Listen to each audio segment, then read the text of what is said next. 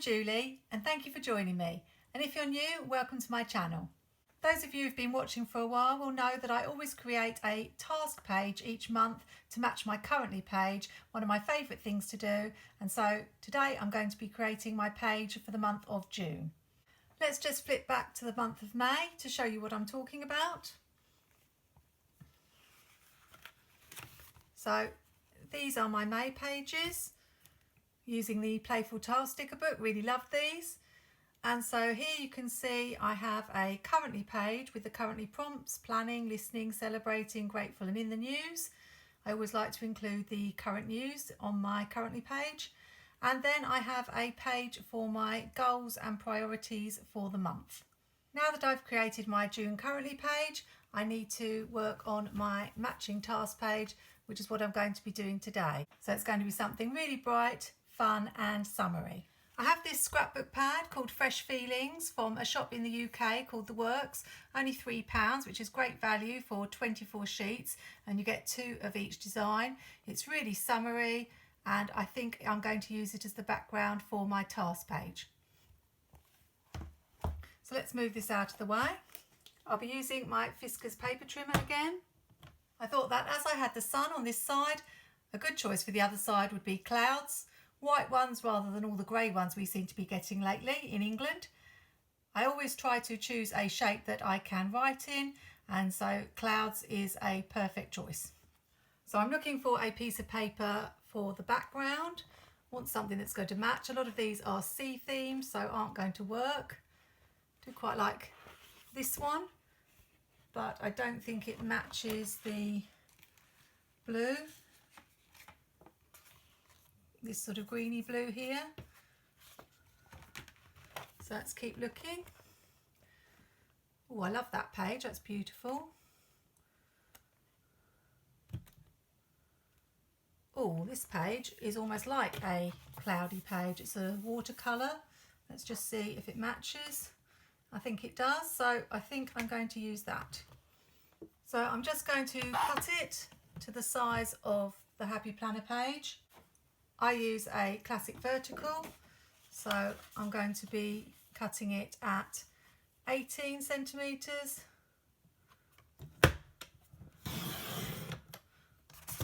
by 23 and a half.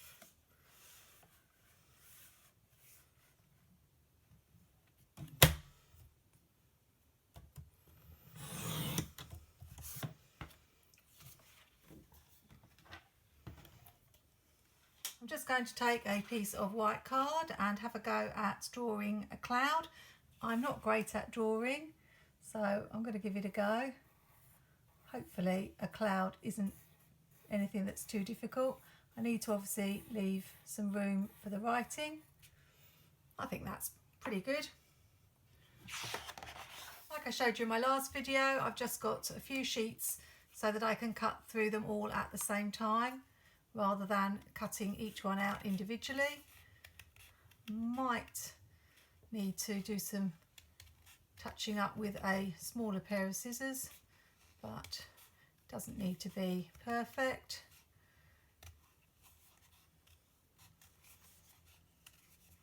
And I'm not quite sure how many I need, probably about 5 or 6, so I will just repeat this one more time.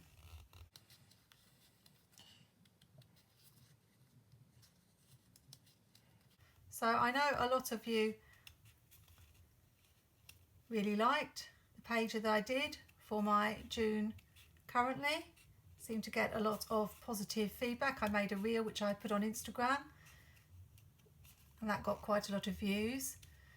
And I also started thinking a little bit about where you get your inspiration from, and I've noticed that a few people lately have made comments about inspiration and also the whole idea of copying each other's ideas, and so I thought I might just share my thoughts on this. So I love watching YouTube videos and going on Instagram and Facebook and seeing all of the beautiful planner spreads people are making, and I think that's great that you can get ideas from other people. I always think if I've got an idea from someone, I would say it and give them credit for it. But I know that in the past I've seen spreads that people have done that have been very similar maybe to something I've done, or using the same stickers, and it's crossed my mind that maybe they've seen my video or seen my spread and got that idea. And I think that it's easy to jump to conclusions that people might have copied you, but I like to think that people generally are nice, and that if they've actually genuinely seen something that you've done and got inspiration for it, that they might mention it if they make something similar. And that's what I would always do. And so if I do see something that is similar to something I've done, I just assume that it's their own idea, because there's not very much out there that's a new idea. And you also don't know when people have created their spreads or posted them, and it might seem to you that they've done it after you, but actually they might have done it weeks or months before you. So these are some smaller clouds. I got the idea for this page from a piece of scrapbook paper, so I made sure that I mentioned that and said to people who asked about the idea, that's where I got it from. But I also feel like I made it my own because I added the stitching, and obviously it wasn't a piece of scrapbook paper, I turned it into a currently page. So I got the inspiration from the scrapbook paper, but I made something new with it. It's the same when I'm making cards for my shop. I try to make sure that my ideas are original and nothing similar has been done.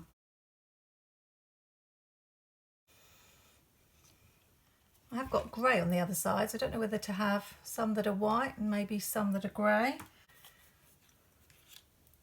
So I've probably rambled on about that long enough, but hopefully I've made it clear what I think. I think that it's great to get inspiration from other people. I think if you know you've had the inspiration from someone, you should always give them credit and mention them either in the post or the video. But if someone's done something similar to you, don't assume that they've copied you. It may not be the case at all. For me, planning is all about having a creative outlet and obviously using my planner to help me get things done.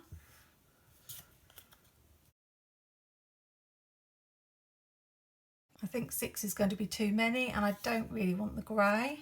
So let's get rid of one of the bigger ones.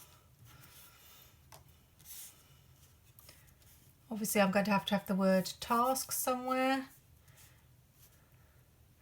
and I'll make sure these are in different directions.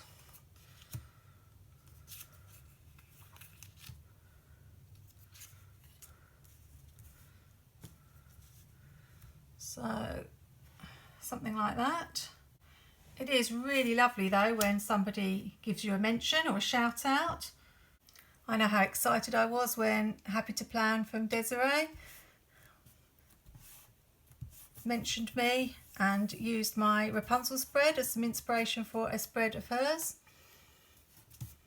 And I used some scrapbook paper from Obed Marshall, Fantastico, a sheet on one of my spreads recently, and he liked that spread. And so you can't help looking at these people a little bit like they're famous, although they're not really famous. But I suppose you could say they're famous in the crafting world. Oh, I must make sure to leave some room for the holes. Let's not forget that. But I always remember what Heather Kell used to say about comparison being the thief of joy, and I think she's quite right.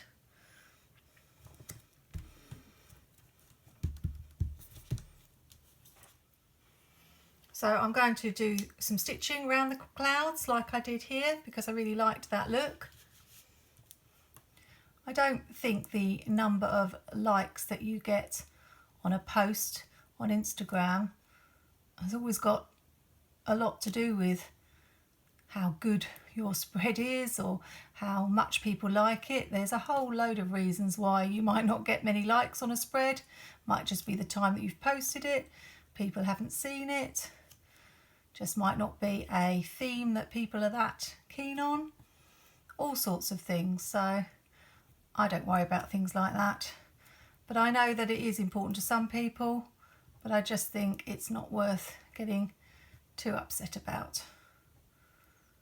I'm just trying to do my thing, make my spreads.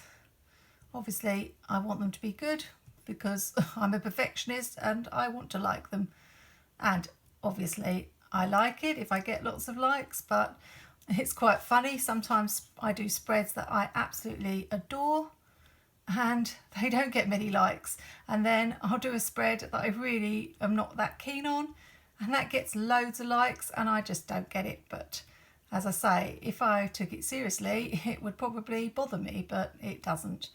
So if you are on Instagram, that's just a few of my thoughts.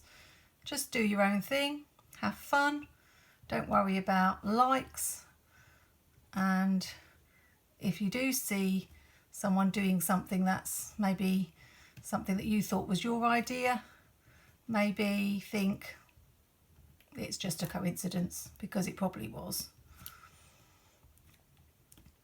So I really liked that I added this stitched look to the other page. I really felt it just finished it off and made it look a little bit different, a bit sort of whimsical, and I'm liking it on this page too. So I'm going to speed up and then I can get this page finished.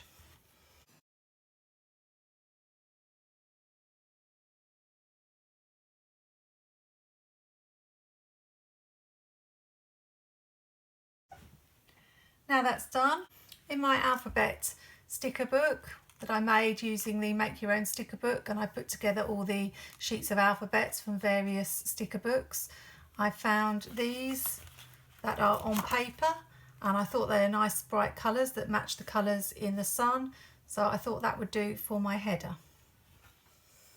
I think they will show up okay. It's kind of a shame that they don't have different colours around the edges, so you haven't got any choice.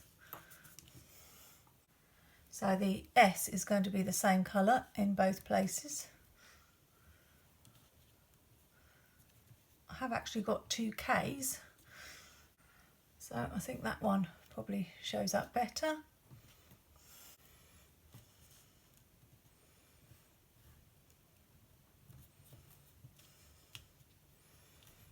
It's a bit too far over. Let's see if I can move it.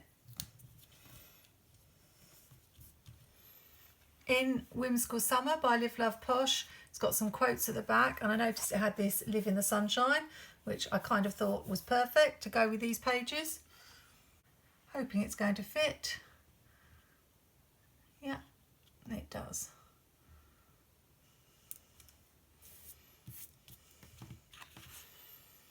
So now I just need to punch the holes. I have the Craftelier 9-hole punch. They do a 11-hole punch as well. And I usually use each of the boxes for a different task or a different area. So, just making sure I'm lining it up. If you're interested in seeing it completed, then I usually do a flip through of my planner every month, so you'll see it all filled in then. I also have a playlist with all my currently pages and task page, so you can look at that. Let's put it in the planner. It'll soon be time to make a new cover page for summer, and possibly to change the discs up on my planner as well. So hopefully I'll be showing that soon.